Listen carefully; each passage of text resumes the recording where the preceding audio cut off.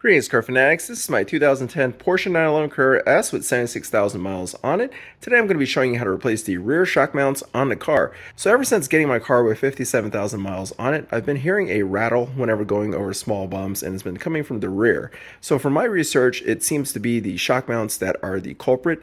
Basically, you have this foam insulator cushion that is inside the shock mount, and over time this gets worn out, it gets compressed, and it is no longer as stiff as it used to be. So before we get started, let's see all the tools and parts you're going to need to get the job done. First, you're going to need a jack and a couple of jack stands. You'll also need some wheel chocks to prevent your car from rolling. It's super helpful to have some electric tools. You're going to need a rubber mallet, a flathead screwdriver, a light. You're going to need a torque wrench. You're going to need a few different size ratchets. You'll need a 19mm socket to remove your wheels. You're going to need a few different socket sizes. So a 13mm, a 15mm, 16mm, 18mm, as well as a shallow 18mm. You'll need a 1/4 inch extension. You'll need some Torx sockets, so a T30 as well as a T40. You also are going to need a few wrenches. So in this case, you're going to need a 16mm open-ended or closed-ended wrench, as well as a 18mm closed or open-ended wrench. So in my case, I don't have an open wrench, which actually would have been ideal for this job, but this one will do. In lieu of an 18 open wrench, what I'm using is a crescent wrench, so something like this can work if you don't have an 18mm open-ended wrench. And most likely you'll also need a ball joint separator, and of course you'll need some new parts. I'm using a new shock mount and a new spring seat, and then finally you're going to need some Loctite. We're going to start by jacking up the vehicle, but basically we're going to chalk off the front wheels. We're going to jack the vehicle up from the back subframe point. Then we're going to put our jack stands in place, and then we're going to remove the wheels using a 19mm socket. And before we jump into this video, I notice only about 10% of the audience is subscribed to the channel. So if you like this content and you're not already subscribed, go ahead and hit that subscribe button. It really helps with the channel and algorithm and helps this channel grow. Next, we want to access the rear shock mounts. So we're going to go inside the car, fold down the rear seats. Then you want to remove the rear anchor points that the seats latch onto. You're just going to use a T40 Torx and remove that. Next, we want to remove our Bose subwoofer. Grab the Bose trim and just pull that out. Next, on each side of the Bose speaker housing, there's a T30 Torx that you need to remove. Remove it on both sides, and then your speaker can slide right out. But before you take the speaker out, you do want to disconnect a clip on the back, and then you can pull the Bose speaker right out. Next, we want to remove this paneling by sticking your fingers in, grabbing it, and working the paneling out. So with the shelf off, let's go ahead and remove this metal bracket.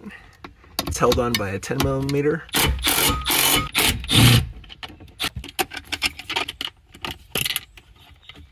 Let's go ahead and remove this foam piece to reveal our shock top mounts.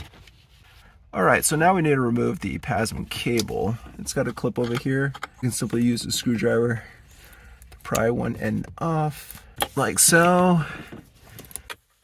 Alright, let's remove that PASM cable. Gotta lift up this tab. Just pull it out like so. Alright, and now let's remove our bolts for the shock tower. It's held on by a 15mm.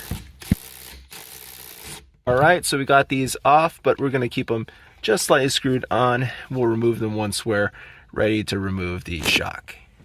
With the wheel off, we're going to start by removing these two bolts here that hold the upper control arms. On one end, you have a 16mm, and on the other end, you have an 18mm. So let's go ahead and use our wrench here to hold the 18mm side.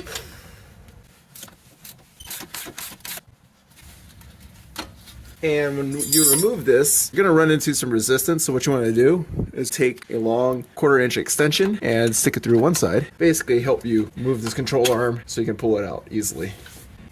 So on this side over here, it's going to be harder to get a ratchet on. So instead, we're going to use a 16 to hold this side, and we're going to put our 18 on the other side.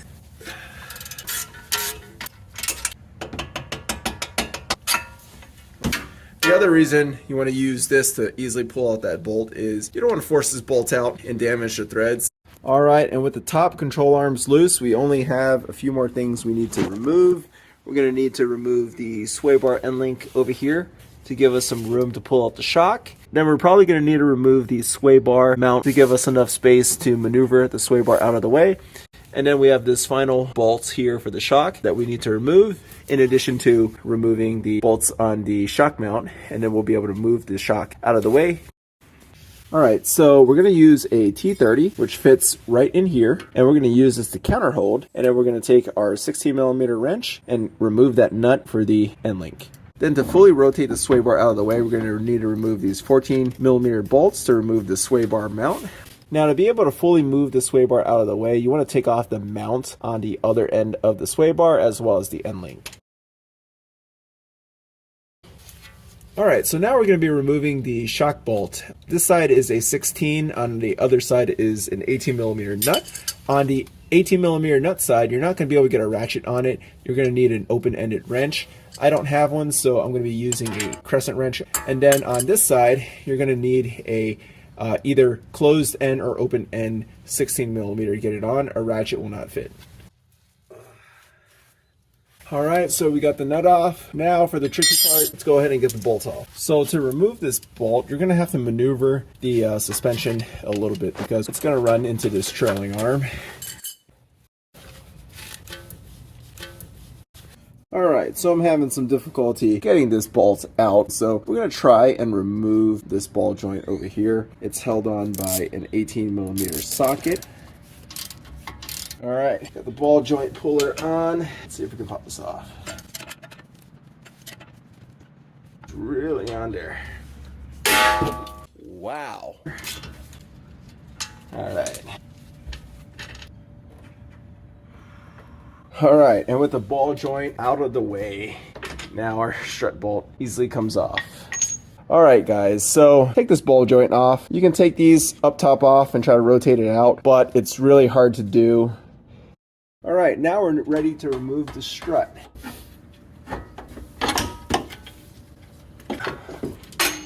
Alrighty, got our strut out. Alright, so it's important to note the orientation of everything on the strut. So this is facing forward on the car and that's facing back. And it's important to note that this tab here that mounts up to the body of the car, this part should be sticking out. You need to remember that when you're aligning the top hat over here. Alright, so let's go ahead and remove the top hat. Now, you don't need a spring compressor because all of this right here, there's very little tension, so you don't need a spring compressor, but double check on your vehicle before you do it. So, to remove this, we have our 18mm nut over here. We're simply going to screw this off while using the top hat to brace and keep everything from spinning. So, for this top piece, we want to remove that first. Just take a screwdriver, pry that one off. And this gives us access to this bad isolator that we need to replace.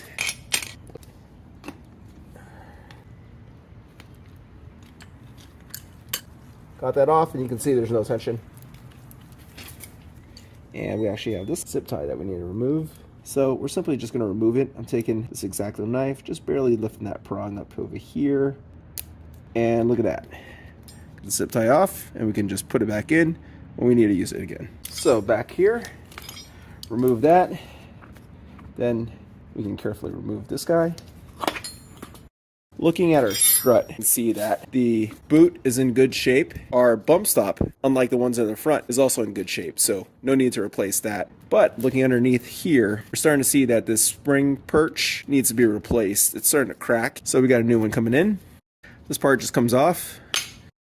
This is the bad isolator. You can see here that it is compressed. So it's this foam material, it's pretty soft. What that's going to do is give this other metal piece just enough slack where it can vibrate around like this.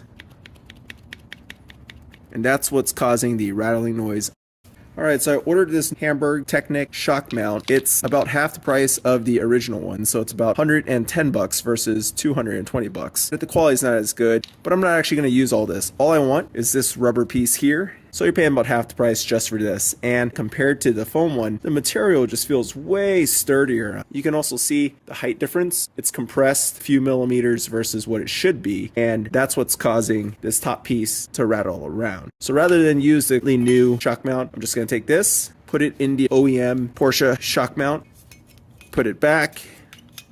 Now the top piece fits in flush. As you can see, it's not rattling around. It's not loose at all. So that should get rid of our noise.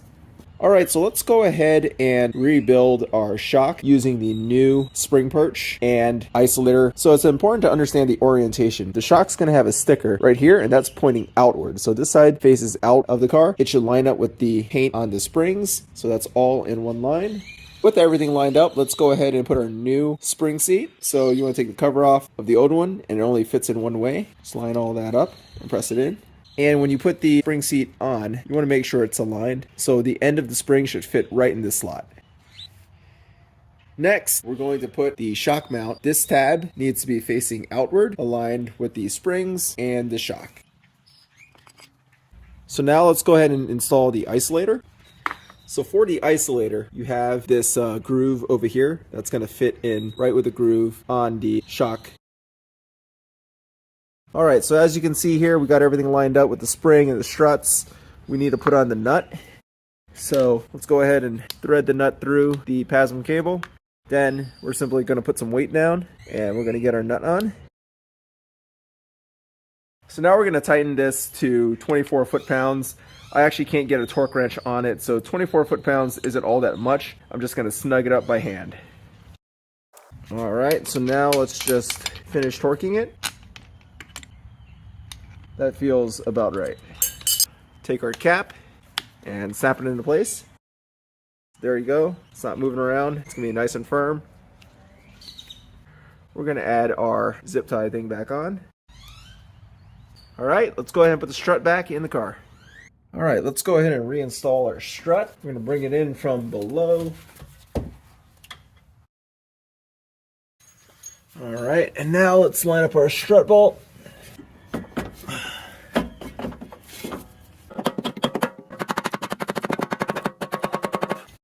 Alright, so let's go ahead and align the strut.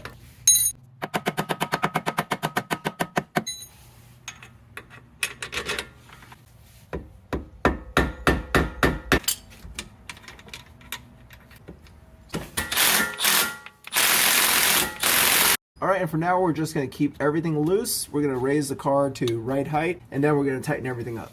Alright, so now let's get the ball joint back on, put some weight on it.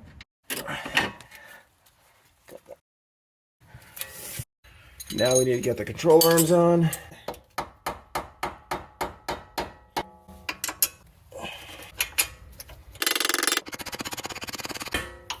Now let's get the other control arm in. Alright, let's get this final one in.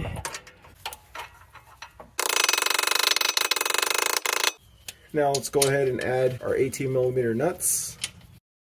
Now let's go ahead and snug everything down. We're not going to tighten it up yet, but just snug it for now.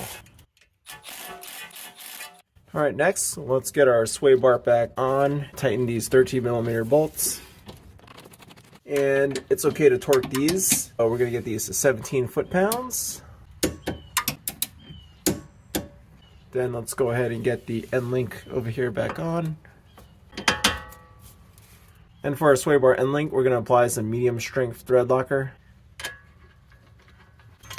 So we're going to counter hold with the T30 and tighten it with our 16. Alright, now let's torque it to 48 foot-pounds. Alright, car fanatics, so we are almost done. Let's go ahead and lift the entire suspension up to roughly the right height. I'm going to show you how to do that with the jack, and then we're going to torque all these control arms down. Now, you don't want to torque the control arms down in this position because when you raise the car back up, there's going to be resistance on the control arms that want to keep it in this position. So that's going to cause springiness, or it could even mess up your bushings. But if we get it to the proper right height and then we torque everything down, then we're going to have a nice neutral position. So to get this to right height, we're going to use this floor jack to lift this hub up. Once it gets to the point where when I jack the hub, it starts raising the car, I'm going to stop there because that's the right height level. So we have the jack right on the control arm, just under the strut. Let's go ahead and lift that up. And now the body of the car is starting to lift. So let's go ahead and get everything torqued down. All right, we're back in the car. Let's go ahead and reconnect this cable over here for the PASM. Just clips back in like so. And let's just clip this back in. And now let's go ahead and put on our 15mm nuts. Okay, and now let's torque each nut to 34 foot-pounds. So starting with the two upper control arms, these are torqued to 81 foot-pounds. The shock vault is also torqued to 81 foot-pounds. However, I'm not going to be able to get a torque wrench on this because I don't have a crow's foot. And I put the trailing arm on, and that's getting in the way. So we're just going to tighten this as much as we can by hand. All right, and now while we're down here, we can put the nut on our ball joint.